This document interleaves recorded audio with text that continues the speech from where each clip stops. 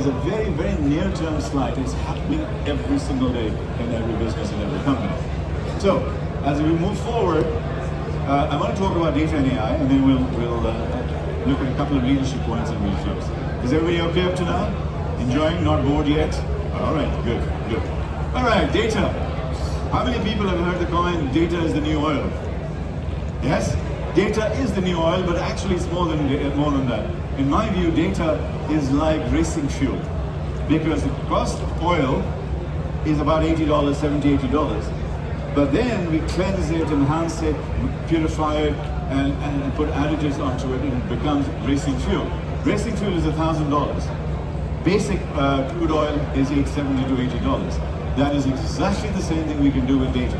We take data, we anonymize it, we fractionalize it, we productize it, we enhance it, we create whole products and businesses around that. The data is that. So your basic data to be used in loyalty programs and stuff is the $80. But data, when it's enhancing your performance all over, is much, much greater.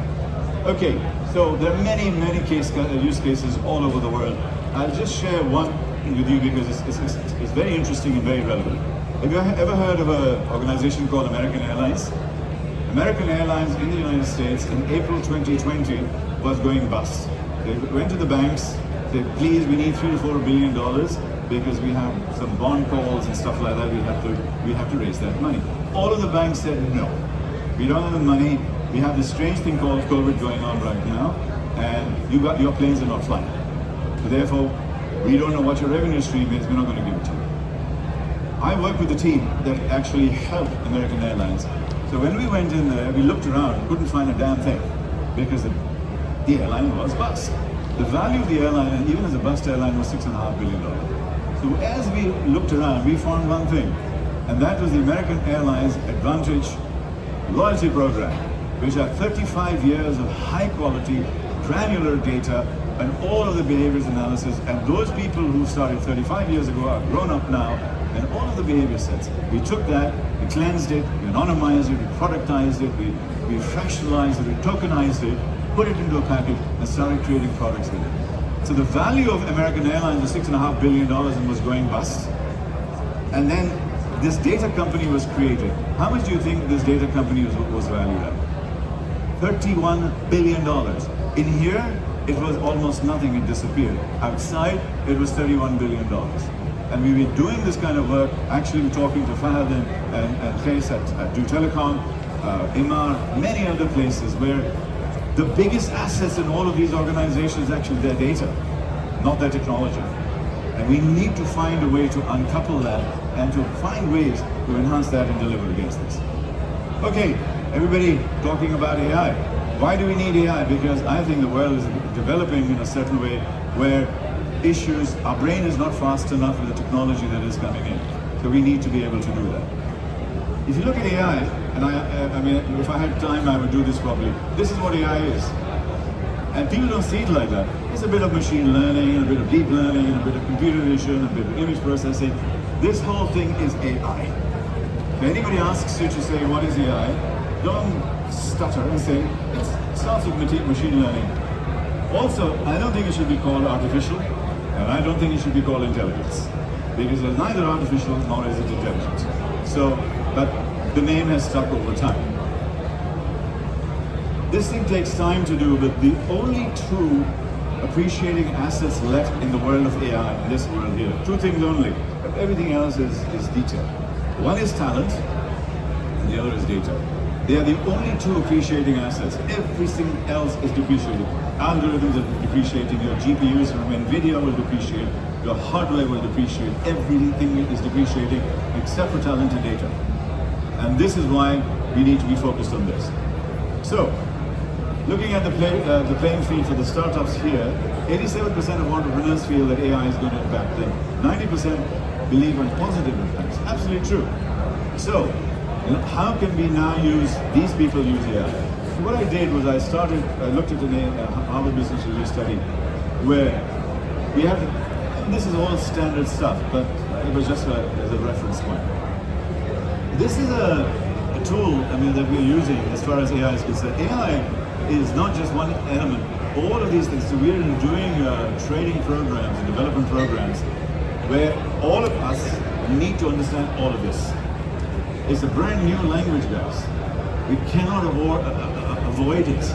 We have to embrace it and engage with it. So sometimes I use the metaphor of a horse, that AI is like a horse. It's bigger than us, it's stronger than us, it's faster than us, but we ride it. So when you see a big horse, you get scared. That's what we are seeing, a big horse, you get scared. But we need to find a way to learn how to ride it. To learn how to ride it, we have to do all of these things. People ask me, how do we train for skills for AI? And everybody's looking at coding and nonsense. The future of AI and the future skills in AI, with every single board and executive team I go in, are these. They are all soft skills. Critical thinking is there. Instinct and intuition, imagination and creativity, wisdom and judgment. AI cannot do that. We can. How many people in this, well, I think I'm going to talk about AI bias in a second. So what we have to do is to say, anything that can be digitized, anywhere here, will be. Why? It'll be 1,000,000 times faster and 1,000,000 times cheaper. But anything and everything that cannot be digitized, love, harmony, judgment, wisdom, intuition, instinct, heart, soul, spirit, compassion, all of these things will be 1,000,000 times more valuable. We need to find a way to capture these as human beings, ladies and gentlemen, and that is really our future. We have a lot of tools out there. I went through this process to a bit of research and say, what are the kind of tools that we can use today? All of these people, if you're not using these tools, somebody else is, then you might get left behind. Here's another set of tools that every one of us needs to start understanding over time. All looks very complex, it's not. We need to be able to find young people, other people who are able to do this. And these young teams here, by the way, all of them are SaaS-based products. Anybody and everybody can afford it, so it's not really that much of an issue. This is Abu Dhabi. Anybody heard of Aiden? Because I see AI as a new species, just like humans, animals and so on. To me, AI is a new species. Because this is the International Holding Corporation, the biggest corporation in Abu Dhabi, which has taken a Microsoft product called Aiden. And what it is, that Aiden is sitting with the chairman and the CEO live as a board advisor. So it's already there. In Albania, you have the first AI minister. So you have an AI minister, not minister for AI, which we have, but no, an AI that is a minister. Okay, there's a little bot sitting there, and that's the minister making decisions. So what is happening is our boardrooms are now inviting AI to be able to help. So what I see as the future is human plus AI. That's our future, and we'll address that. We need a young, smart person in the room who understands, anybody who's below 25 is certainly below 30, because we need those geeks who understand all the stuff that's going on here. I don't. You need a bot, an AI, and you need one CEO. 3 people companies will make billion-dollar businesses. This is really a new reality. Every startup here should be structured like that. Not go out there trying to, hire 20 new people and stuff like that. Hire a smart person, get an AI sorted out, and go out there and make it happen.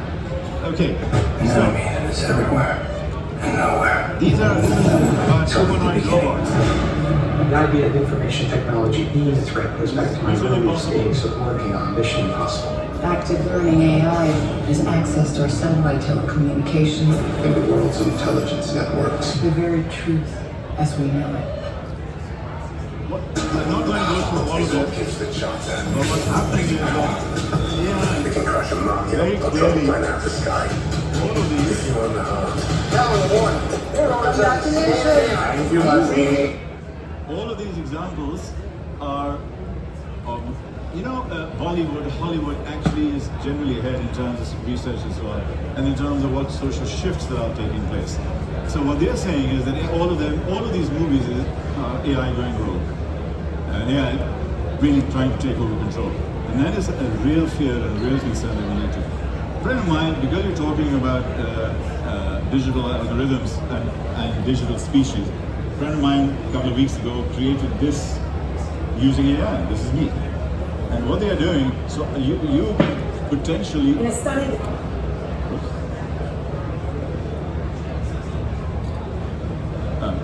supposed to move.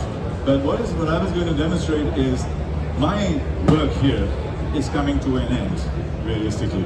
Because if an AI can come in and all of the knowledge, and it looks like me, it sounds like me, what the hell, where is my future?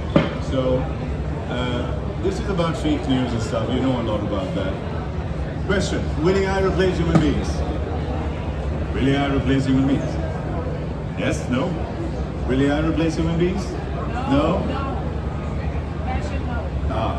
In many, AI overall will not replace human beings, but human beings using AI will replace the human beings who are not. Number one. Number two, at a very narrow level, AI will start replacing tasks and processes and bits inside a workflow. Those will be replaced and those should be replaced because we need to bring in more efficiency and so on. So human plus AI is our future, and that's where we go back to our more human skills that I mentioned earlier on, because those skills brought in, we will stay ahead of the game and we'll stay ahead of the AI. But there's one other thing which a lot of people don't think when this question is asked. You need to look at the logic and the workflow of the business that you're in. If that's changing, then your job can change. For example, 30 years ago, my father had a very nice PA, personal assistant, and she was hired because she was good, she was fast, she was efficient, and she was accurate. Because you didn't want to make mistakes. And she used to literally do it brilliantly. Then came word processors. All of us are now typing. So the logic of that business completely changed. So therefore her job's gone. Doesn't matter AI, no AI, because the whole structure has changed. So we need to be able to. Last question, and then I'll do a couple of items on leadership. Do you think AI is biased? Do you think AI is biased? Do you think AI is racist? There you go. AI is not biased, we are. AI is not racist, we are. AI is not prejudiced, we are. The junk that we put inside is the junk that comes out. That's the problem. AI is not biased. We have to therefore look at our core morality of what we're trying to do and how. Let me give you a couple of examples. Here's an example of AI bias. And this one was a poor person from diverse cultures. This is a poor person from diverse cultures as a prompt. What do we see? They're all black. Okay? Because the AI just sees poor people as black. So we did it again. We said, a poor white person. What does the AI throw out? All black. So this is the problem of bias. Because this is the junk we put in. And that is what's coming out. Okay, here's another example of AI bias. An African man in his house, an African man in his mansion. These are the prompts that we're getting out. So guys, and especially in the world of large language models and small language models, we have to be even more careful because the spread of the virus is 10 times faster, a million times faster than ever before. So we have to be extremely careful. The ladies in this room will not appreciate this, but this is the bias that we have. And that is a CEO of a large company, all white guys. That is what AI believes, because that's the junk we put in. There's so many brilliant, competent women around. This is wrong. And we need to change that. We need to change ourselves and our philosophies and our morality and our ethics and our whole environment to be able to live in a world. This is not our world, and this is not even accurate. So AI is not biased, we are. And that's something for you to remember. So, right now, do you feel hope or do you feel fear? Both? Both? Okay, so we put a lady in a Tesla self-driving car, and she's a grandma, and all she's been asked to do is not to hold the steering wheel. Okay? Let's see what happens to her.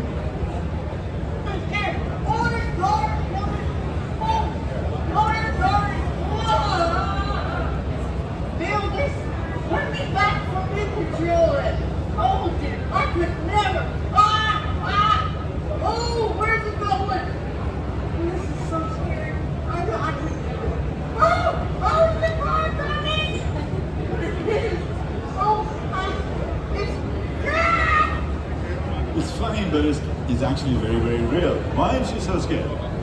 What is she missing? Why is she screaming? Sorry? Understanding is one, but there's a word that I'm looking